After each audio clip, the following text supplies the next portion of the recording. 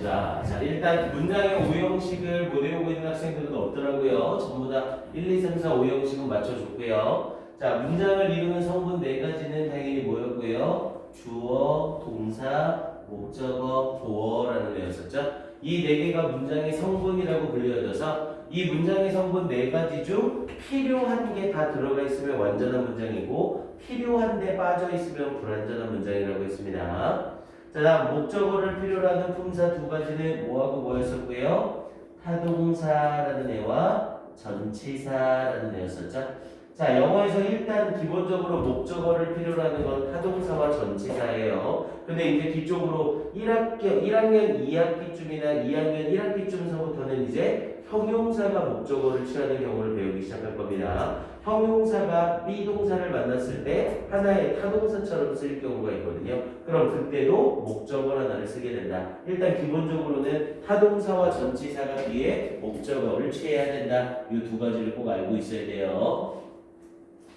자, 그 다음 세 번째로 명사가 문장에서 하는 성분의 역할이죠. 명사는 문장에서 쓰이는 순간 뭐의 역할을 하게 되고요? 주어나 목적어나 보어의 기능을 하게 되죠. 그래서 명사는 문장에서 마음대로 빼거나 마음대로 넣을 수 있는 애가 아니라고 했어요. 자, 그 다음 영어에서 명사처럼 사용할 수 있는 명사류, 요거 그냥 간단하게 네 가지를 쓰는 게 아니라 13가지를 싹 다 쓰라는 거였거든요. 그래서 첫 번째 명사 있었고요. 두 번째 대명사 있었고요. 세 번째 명사구가 다시 네 가지로 나뉘어졌었죠. 명사구의 첫 번째는 더 플러스 형용사였었고요. 두 번째로 투부정사 있었고요.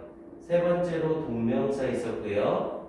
네 번째로 의문사 투부정사가 있었죠. 얘네가 영어에서 전부 명사구로 쓰이는 애들이었어요. 자, 얘네와 함께 명사절이라는 애들이 있었죠.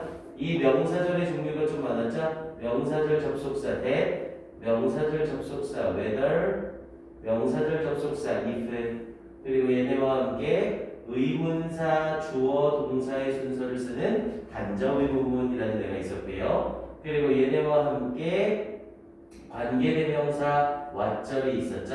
what절은 뒤에 동사가 오거나 주어 동사가 올 수 있었고요. 얘네와 함께 복합관계 대명사라는 애들이 있었죠. 복합관계 대명사라고 불려지는 애들은 세 개밖에 없었고요. 그래서 whoever, whatever, whichever 먼저 씁시다. whoever, whichever, whatever.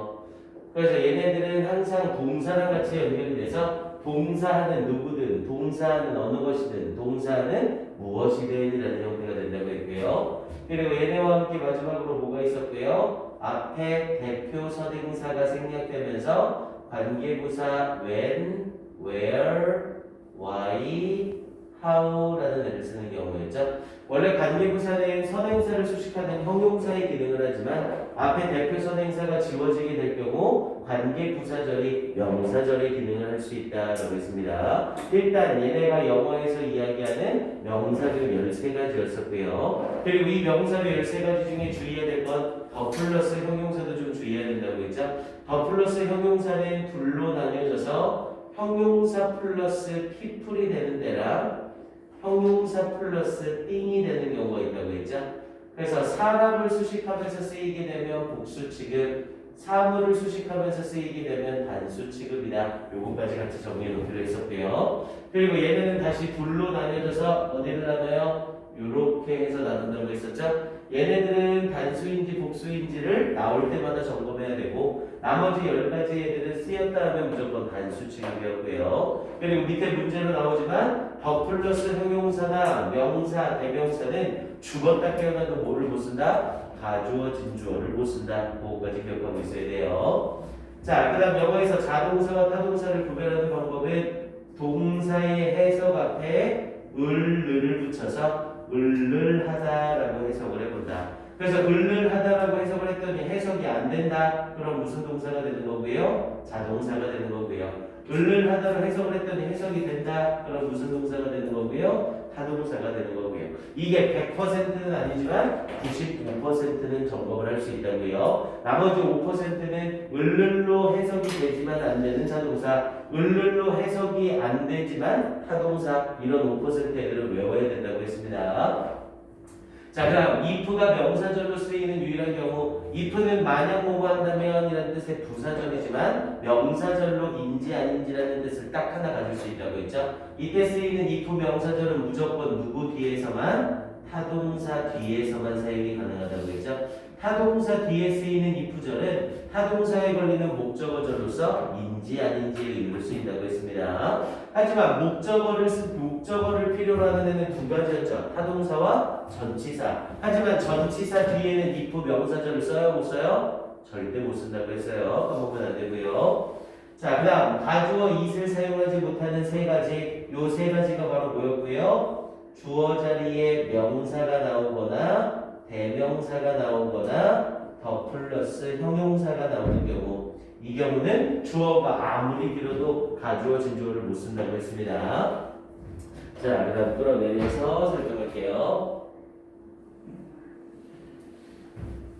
자, 타동사 뒤에 목적어가 없대요. 뭐라? 타동사라는 애는 뒤에 목적어를 꼭 필요로 하는 3, 4, 5형식 동사들이잖아요. 그런데 타동사 뒤에 목적어를 합법적으로 없앨 수 있는 방법이 있다고 했죠. 타동사 뒤에 있는 목적어를 어디로 보내면 돼요? 문장 맨 앞에 주어 자리로 보내버리면 되죠. 타동사에 걸리는 목적어를 주어 자리로 보내게 되면 목적어가 주어가 되면서 BPP로 타동사에 걸리는 목적어가 사라진다고 했죠. 그래서 타동사를 썼는데 뒤에 목적어가 없다. 그럼 그 타동사는 수동의 형태다. 이제 이게 1학년 2학기로 넘어가면서 살짝 바뀌어요. 원래 타동사에 걸리는 목적어가 있으면 능동, 없으면 수동. 이건 1학년 1학기 때까지만 써먹을 수 있고요. 이제 1학년 2학기 때서부터 타동사 뒤에 목적어가 없다고 무조건 수동태는 아니에요. 왜냐하면 타동사 뒤에 없는 목적어의 역할을 앞쪽에 목적격 관계대명사라는 애가 해줄 수가 있거든요. 그 경우에는 타동사 뒤에 목적어가 없지만 능동을 쓰는 경우가 생기기 시작합니다. 일단은 기본을 먼저 잡는 거니까 여기에 나와 있는 거 먼저 확실히 숙지를 하셔야 돼요. 자, 이 문장은 수능에 나왔던 문제라고 했죠? aged가 나이든. 그래서 the aged는 더 플러스 형용사니까 얘를 똑같은 표현으로 바꾸게 되면 aged people, 나이 든 사람들, 노인들이 된다고 했죠? 그럼 people이 주어가 되니까 복수여서 was가 아니라 were를 써야 되는 자리였었고요. 자, 그 다음 얘는 where did he go, was not none. 요거 꼭 알고 있어야 되죠? 자, 문장에서 was가 문장 전체의 동사죠? 그리고 얘네가 where에 걸리는 절의 형태를 띠고 있고요. 근데 문장 전체로 봤을 때 was는 동사고 얘가 문장의 주어죠? 영어에서 주어의 역할을 하는 의문문은 무슨 의문문? 간접 의문문을 써야 된다고 했죠?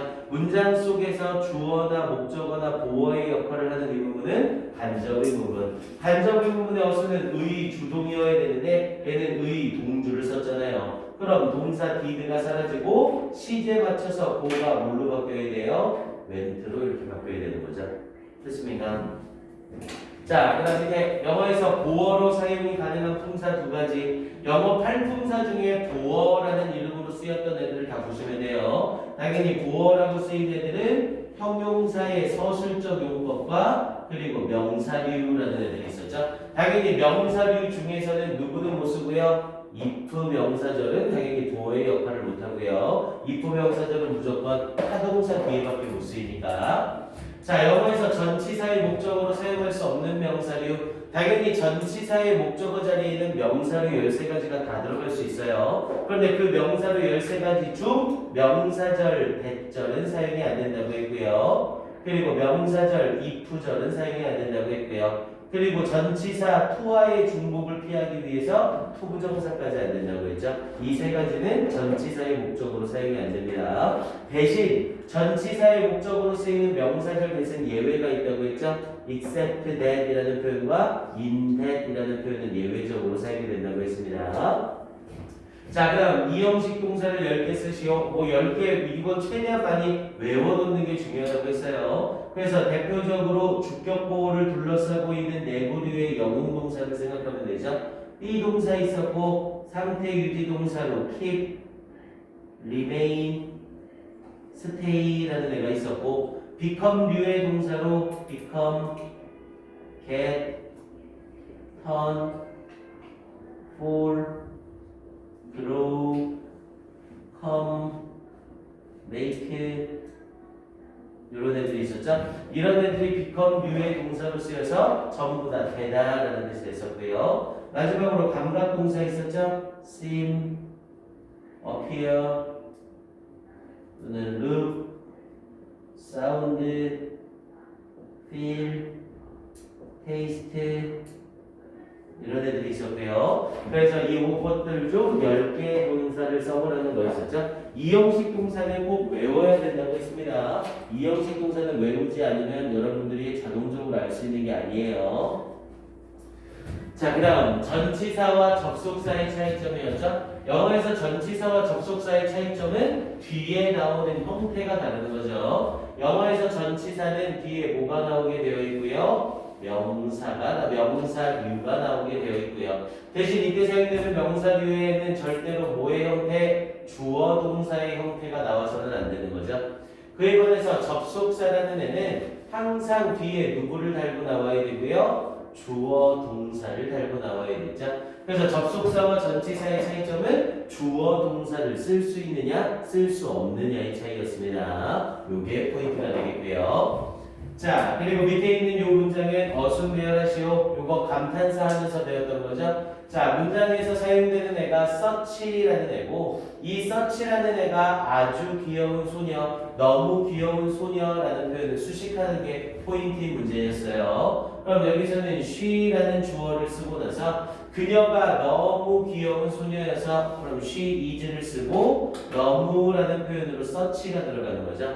영어에서 such는 뒤에 명사 덩어리를 쓸 때 어떤 순서로? such 관형 명의 순서를 쓴다고 했죠. 그래서 such 뒤에 관사로 누가 먼저 나와야 되고요? 어가 먼저 나와야 되고요. 그리고 형용사로 cute 그리고 뒷부분에 girl이라는 형태로 she is such a cute girl이라는 표현이 나와야 되는 거죠.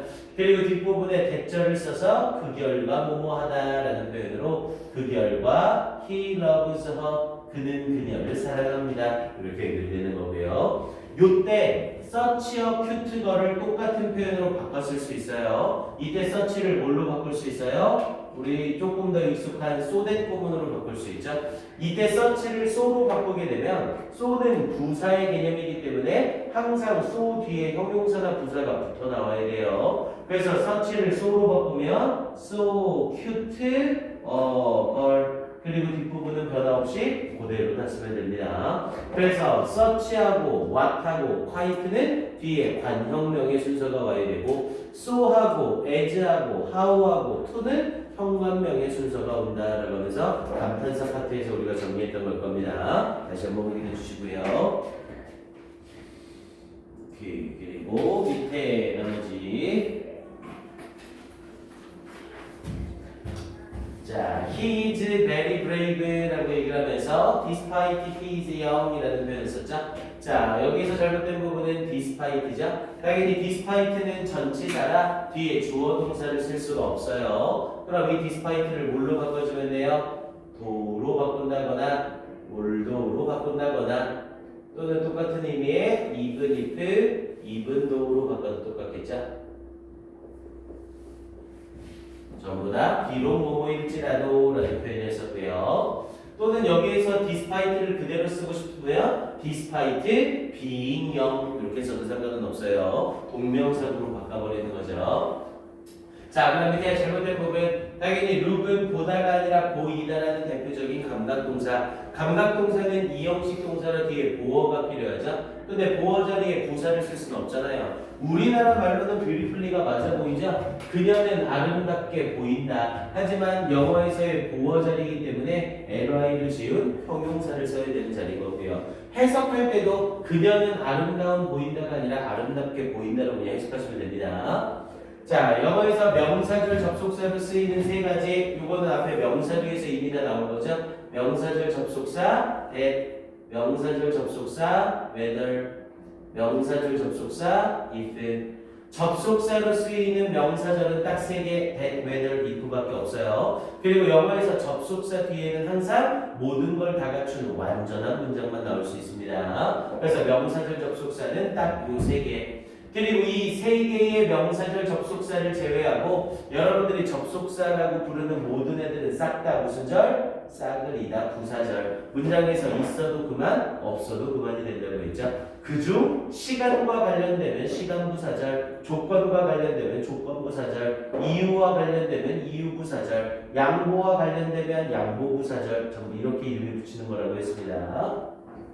자, 그 다음 영어에서 뒤에 전치사를 쓸 수 있는 동사, 전치사라는 애를 쓴다는 건 전치사는 투명망토와 같은 역할을 한다고 했죠. 뭐의 투명망토? 명사의 투명망토. 명사는 문장에서 주어, 목적어, 보어 중 무조건 한 가지 역할을 해야 되는데 명사 앞에 전치사를 붙이는 순간 이 전치사가 투명망토가 돼서 그 명사류를 없애준다고 했죠. 그럼 당연히 자동사라는 애는 뒤에 목적어 자체가 필요 없으니까 언제든지 전치사를 쓰고 뒤에 명사류를 쓰는 형태로 투명망토로 문장을 지워버리는 게 가능한 거죠. 그래서 자동사는 뒤에 전치사를 쓸 수 있지만 타동사는 뒤에 전치사를 쓰게 되면 타동사에 필요한 목적어가 사라지니까 전치사를 사용할 수 없다. 하지만 그렇다고 타동사 뒤에 전치사를 무조건 못 쓰는 건 아니라고 했죠.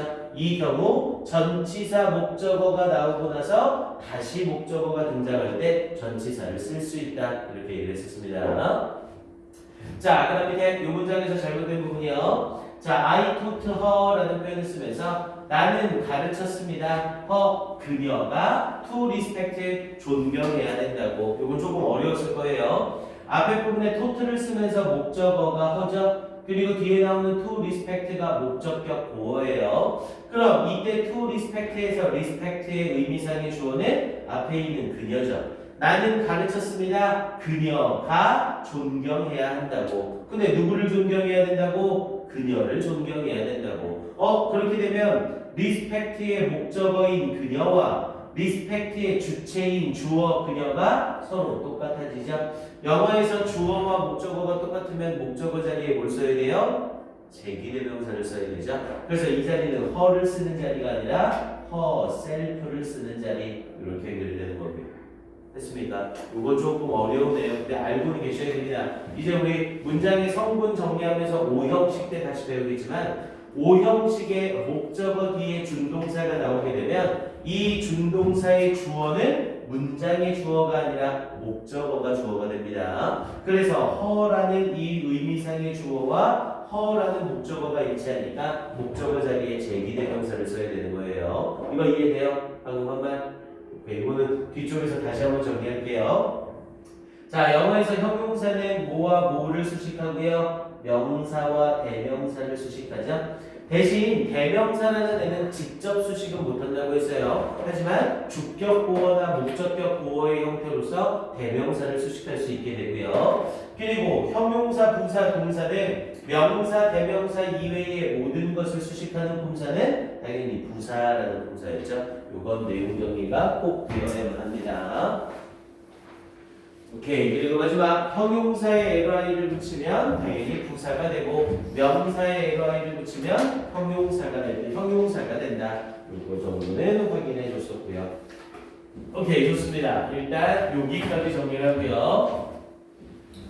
일단 선생님이 1등을 뽑아가지고 그 메가초코를 사주려고 했는데 전체적으로 개수가 애매하더라고요. 딱딱 떨어지지 않고. 그래서 오늘은 그냥 이따 선생님 쉬는 시간에 도너츠를 하나씩 사줄게요.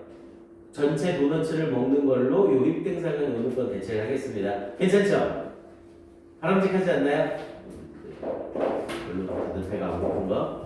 오케이, 자 일단 가봅시다. 자, 그리고 이제 주제문 시그널 지난 시간에 정리하던 거 좀 꺼내볼래요? 주제문 시그널 이거 잊어버리지 말고 선생님이 잘 가지고 오시라고 했죠? 네, 주제문 시그널 정리하던 거 갑시다.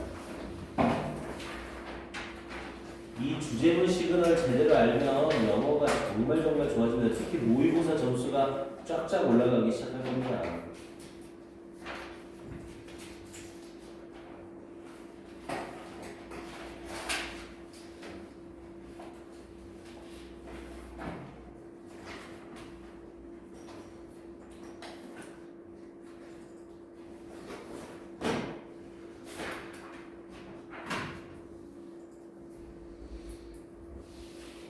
자, 지난 시간에 it is that 여기까지 정리했었죠? 이때 강조 구문을 쓰게 될 경우 이때 강조 구문을 쓰게 될 경우 100% 주제문의 의미를 담게 된다. 자, 지난 시간에 했던 거 기억나요? 이 이때 강조 구문을 찾으면 주제문이라는 걸 알 수 있는데 문제는 이때 강조 구문을 썼을 때 얘가 강조 구문인지 가주어 진주어인지 구별이 어렵다고 했었죠. 구별하는 방법, 해석을 통해서 구별하는 게 아니라 문법적으로 구별하는 방법을 알려줬습니다. B동사 뒤에 형용사가 나와 있으면 100% 가주어 진주어, B동사 뒤에 부사가 나와 있으면 100% 강조 구문, B동사 뒤에 명사가 나와 있으면 that B가 완전할 경우 가주어 진주어, that B가 불완전할 경우 강조 구문, 이렇게 딱 정리가 된다고 했어요. 그래서 이때 강조 구문을 쓰게 되면 그 문장이 주제문의 의미를 가지게 되고, 또는 강조의 조동사 둘이에요. 당연히 강조의 조동사 둘은 이때 강조 구문이 강조하지 못하는 동사를 강조하는 애죠. 무조건 일반 동사만 강조할 수 있고요. 일반 동사의 원형 앞에 do나 시제와 입칭에 따라서 does나 did가 나올 수 있죠. do나 does나 did를 쓰고 뒤에 일반 동사를 사용한 문장이 있다면 그 문장이 주제문의 의미를 담게 됩니다. 자, 그다음 14번째, 구체적 진술보다는 항상 일반적 진술에 해당하는 문장이 주제문이다. 당연히 구체적 진술과 일반적 진술은 for example, for instance 하면서 나왔던 거죠. for example, for instance는 앞에가 일반 진술, 뒤에가 구체 진술. 그래서 일반 진술이란 단락에서 토픽 센텐스에 해당하는 문장으로서 어떤 전체적인 주장을 던져주는 거고, 그리고 그 주장에 대한 뒷받침 문장으로서 구체 진술이 뒤에 따라 나오는 거죠. 그래서 예를 들면 Computers can do many things these days. 컴퓨터는 많은 것들을 할 수 있다라고 이렇게 일반 진술을 던져놓고 구체 진술로 뒷부분에 내용이 들어가는 거죠. 대부분 이때 사용되는 구체 진술은 for example이나 for instance를 달고 나오는 거고요. 그러면서 they can add numbers fast and well 이라는 표현으로 그것들은 숫자들을 빠르게 그리고 잘 더할 수 있습니다. 이런 식으로 컴퓨터가 가지는 기능이 뒤쪽에 추가될 수 있다고요. 이해됩니까? 오케이. 요 주제문 시그널은 잃어버리지 마시고 책에다가 딱 꽂아 놓으시고 계속 확인하셔야 됩니다. 네. 그래서 뒤에 명사가 왔을 때 뒤에 완전한 문장이면 강조라고 하는. 대띠가 완전한 문장이면 강조라고 했다고 누가요? 선생님, 내가? 네. 진짜로? 네.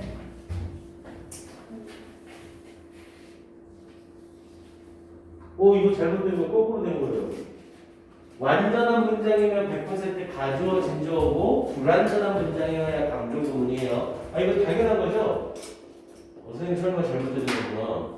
명사를 쓰고 뒤에 대절이 이렇게 달라붙었을 때 이거는 외우는 게 아니라 그냥 이해를 하면 돼요. that 뒤에가 완전한 문장이래요. 그럼 that 뒤가 완전한 문장이라는 건 얘가 하나의 형태로 뒤에 완전한 문장 나왔으니까 이 that은 접속사로 쓰인다는 소리거든요. 그럼 당연히 이 that은 명사절 접속사가 돼서 100% 진주어가 될 수밖에 없습니다. 이렇게. 그런데 that을 쓰고 나서 뒤에 불완전한 문장이 나온다면 여기에 얘가 불완전한 문장이 되는 이유는 대절 속에 들어있던 문장에서 명사라는 성분이 앞으로 나갔기 때문인 거거든요. 명사는 문장에서 주목보 기능을 할 수밖에 없다고 했잖아요. 근데 주목보의 기능을 하는 애 중 하나가 강조를 위해서 나갔으니 불완전한 문장이 될 수밖에 없는 거죠. 그래서 이 경우는 100% 강조 부분이 되는 거고요. 오케이? 요 선생님 설명 잘못해줬나 보네요. 네, 요거는 바꿔주세요. 이렇게. 좋습니다. 자, 그러면 우리 룩 가볼게요. 수빈이 룩 책 왔어요? 아직 안 왔어요? 그걸로 그대로 보면서 갑시다. 자, 이제 우리 교재 룩으로 들어가서요.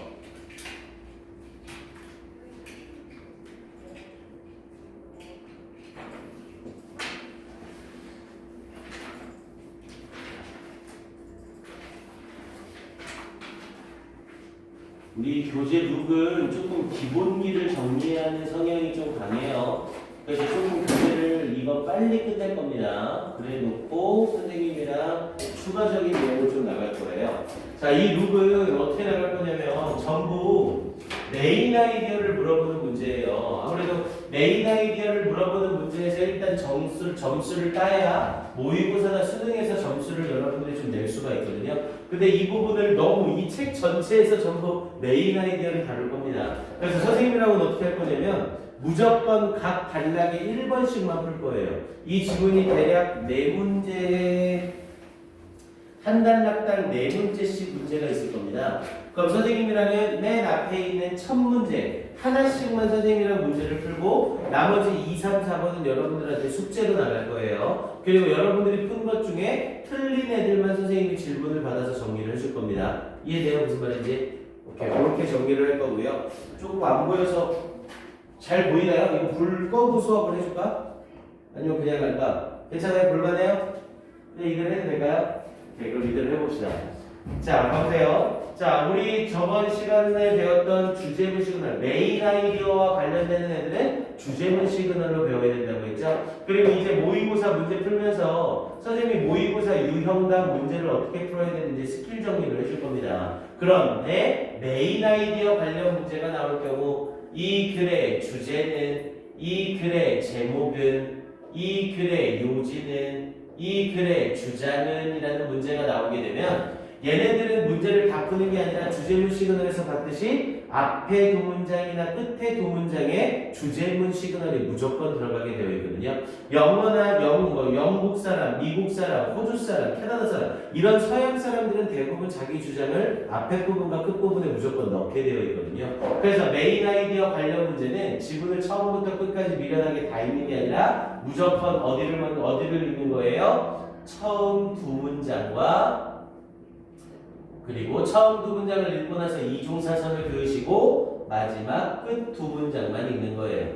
이 메인 아이디어 관련 문제는 무조건 어떻게? 처음 두 문장과 끝 두 문장만 읽는 겁니다. 대신 얘네들은 문제를 풀 때 먼저 뭘 해야 되냐면 지문을 바로 보시면 안 돼요. 메인 아이디어 관련 문제는 지문을 바로 보는 게 아니라 보기 1, 2, 3, 4, 5번에서 중복되는 단어가 있는지를 먼저 보셔야 됩니다. 대신 보기에서 중복되는 단어를 찾겠다고 시간을 오래 쓰시면 안 돼요. 시간은 맥시멈 7초 정도만 쓰셔야 됩니다. 그러니까 보기를 다 해석하는 게 아니라 보기를 전체적으로 보면서 이 보기 중에 중복되는 단어가 있는지 없는지를 확인하시는 거예요. 당연히 여기서 중복되는 단어란 단어 자체가 의미를 가지고 있는 경우. 선생님 여기 보기 1, 2, 3, 4, 5번에 어가 중복되고 있어요. 그럼 이제 싸다고 맞는 거죠. 선생님 더가 중복되고 있습니다. 그럼 싸다고 맞는 거예요. 그런 단어는 중복 단어가 아니라 명사나 대명사나 형용사처럼 단어 자체가 의미를 가지고 있는 애들이요. 만약 중복되는 2번 이상 중복되는 단어가 있다면 그 단어는 100% 글의 핵심 소재예요. 그럼 그 핵심 소재와 관련해서 뭘 말하려고 하는지를 찾으면 된다는 거죠. 근데 보기 1, 2, 3, 4, 5번을 봤는데 중복되는 단어가 없어요. 그럼 이 지문은 좀 쉬운 지문이라는 거예요. 왜냐면 매력적인 오답이 없을 거라는 소리거든요. 지문 내용 파악만 제대로 하면 정답이 쉽게 나온다는 겁니다. 이해돼요? 이게 솔직히 1학년 때는 굳이 앞에 두 문장 끝에 두 문장 이걸로 스킬로 안 푸셔도 됩니다. 그냥 지문 다 읽고 정답을 찾아도 시간의 압박을 전혀 안 받을 거예요. 근데 문제는 이제 고학년으로 올라가잖아요. 이 스킬을 1학년 때 여러분들이 숙제를 안 해놓으면 2학년, 3학년 올라갔을 때 이 스킬로 문제를 풀지 않으면 시간 내 문제를 절대로 못 풉니다.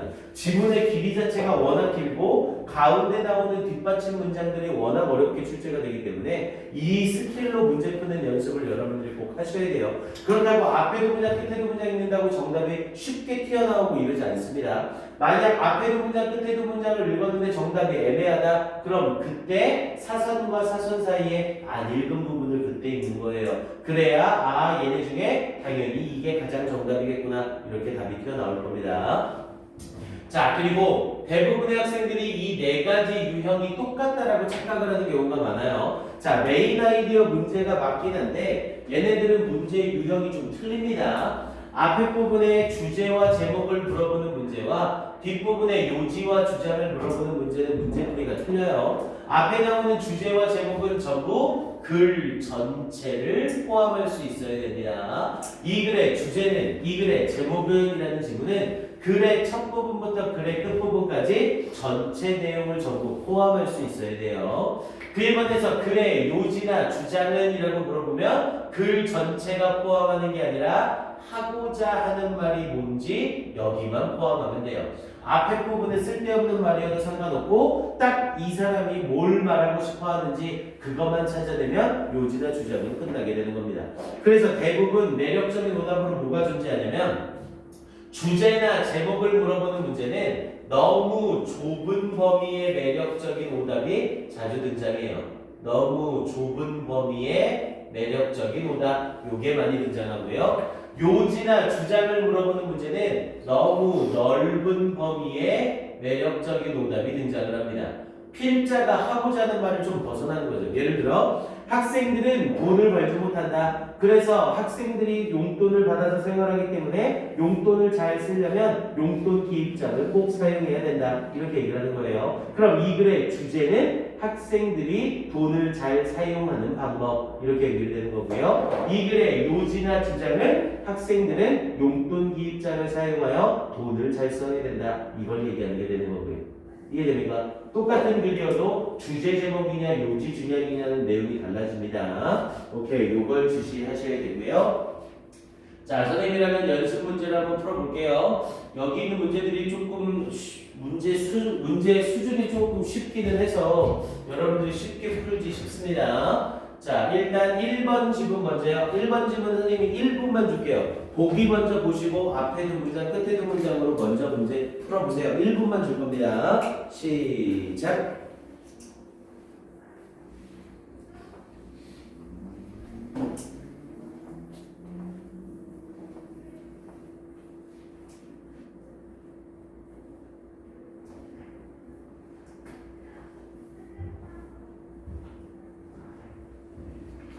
보기 먼저 보셔야 돼요.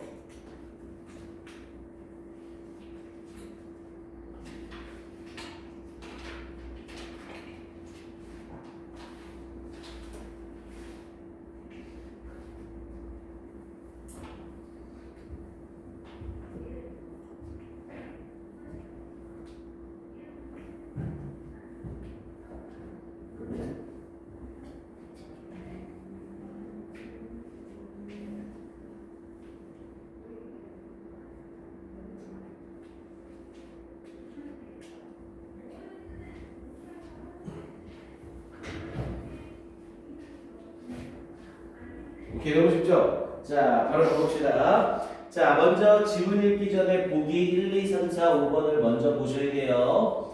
자, 보기 1, 2, 3, 4, 5번을 봤더니 전체적으로 중복되는 단어로 일단 sleep이라는 단어가 보이죠? 아, 이 글은 sleep, 잠과 관련된 내용일 수 있겠구나. 이렇게 여러분들이 생각하시면 되고요. 이게 이 스킬을 적용할 때 이걸 좀 주의하셔야 됩니다. 지금 여기에서 중복되는 단어는 슬립이고, 그럼 슬립과 관련돼서 이 글이 뭘 얘기하려고 하는지 이걸 찾아야 되는 거잖아요. 하지만 이 지문에서는 오히려 이 중복되는 단어를 역으로 활용을 한 거예요. 학생들한테 조금 혼란을 주려고 했던 거죠. 하지만 지문을 읽으면 슬립과 관련되지 않은 글이라는 걸 여러분들이 쉽게 찾을 겁니다. 근데 이런 예문 한두 개 때문에 보기를 먼저 보지 않는 형태를 해서 절대로 안 됩니다. 아, 이 글은 일단 잠과 관련된 내용인가 보구나. 자, 그러면서 이제 앞에 두 문장, 끝에 두 문장으로 가볼게요.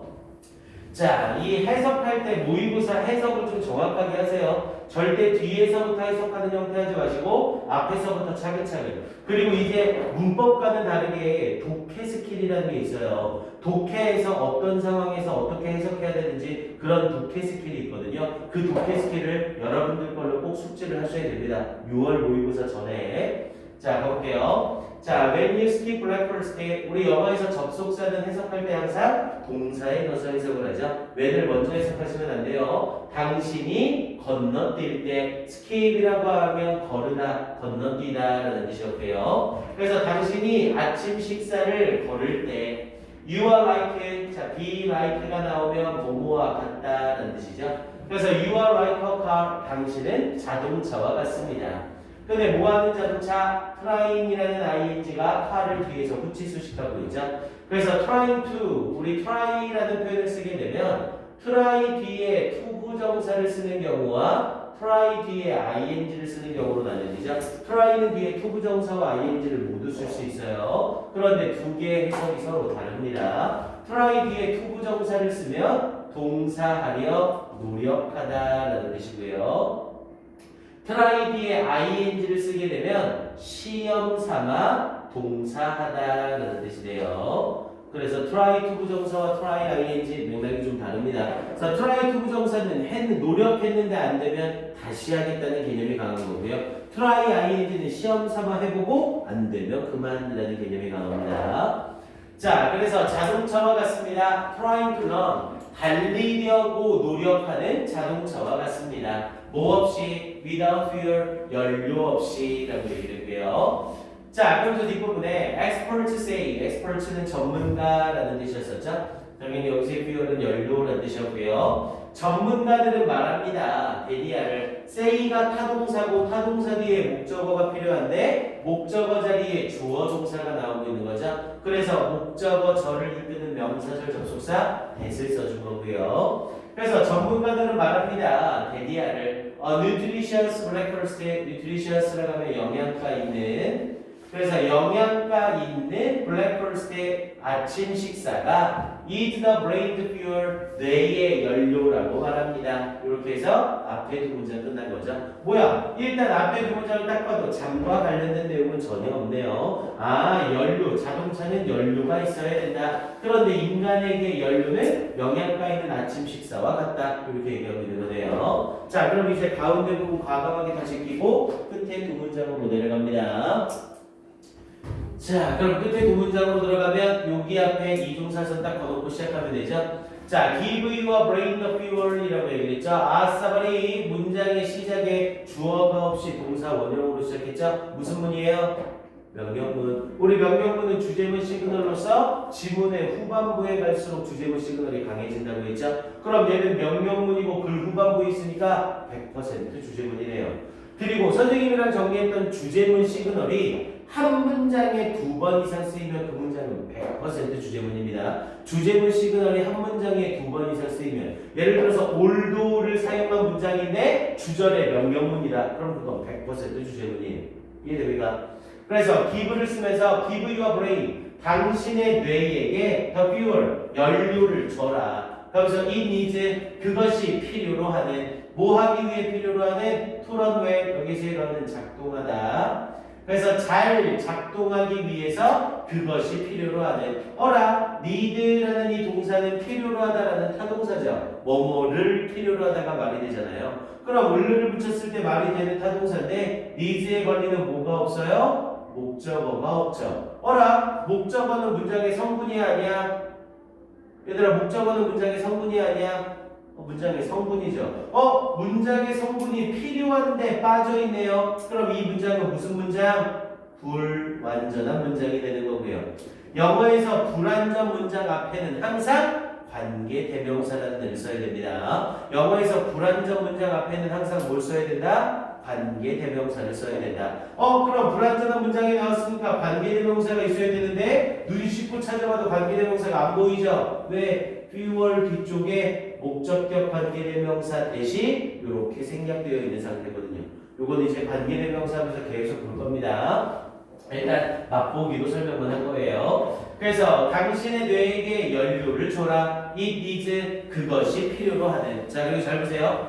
이제 관계대명사를 아직 안 배우긴 했지만 겨울방학이나 중3 때 한 번씩은 배웠잖아요. 영어에서 관계대명사를 썼을 때 당연히 관계대명사는 앞에 선행사가 있을 거고 선행사의 품사는 항상 명사예요. 그리고 이 선행사를 기점으로 해서 뒤에 관계대명사 that, 뒤에 관계대명사 who, 뒤에 관계대명사 whose, 뒤에 관계대명사 whom, 뒤에 관계대명사 which, 뒤에 관계대명사 of which 이런 애들이 쓰일 겁니다. 당연히 주격, 소유격, 목적격 관련해서 다 쓴 거고요. 관계대명사 what은 제외예요. 선행사를 쓰고 나서 뒤에 이런 관계대명사가 붙었다. 그리고 이 관계대명사들 앞에 콤마가 없어요. 그러면 이 관계대명사들은 무조건 해석할 때 관계대명사절 속의 동사를 형용사처럼만 해석하면 끝나요.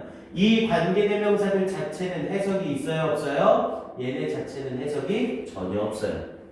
이해됩니까? 그래서 해석할 때 주어가 동사하는 또는 뭐 주격관계 대명사라면 동사만 나오겠죠? 그럼 동사 하는 이렇게 해석하면 끝난다고요. 당연히 이때 쓰이는 동사가 과거라면 동사 했던, 미래라면 동사 할. 이걸 꼭 기억하고 계셔야 돼요. 이걸 알고 있어야 여러분들이 직독직해를 할 수가 있게 됩니다. 그리고 이제 뒤쪽에 나오면 설명하겠지만 콤마가 찍히는 순간 해석이 완전히 달라져요. 그건 뒤에서 정리하고요. 예언아 조금만 집중. 요거만 하고 싶게요. 그래서 여기서도 자, give your brain, 당신의 뇌에게 연료를 줘라. it needs, 그것이 필요로 하는, 이렇게 해석하고 끝나는 겁니다. 그러면서 뭐 하기 위해서 to run well, 잘 작동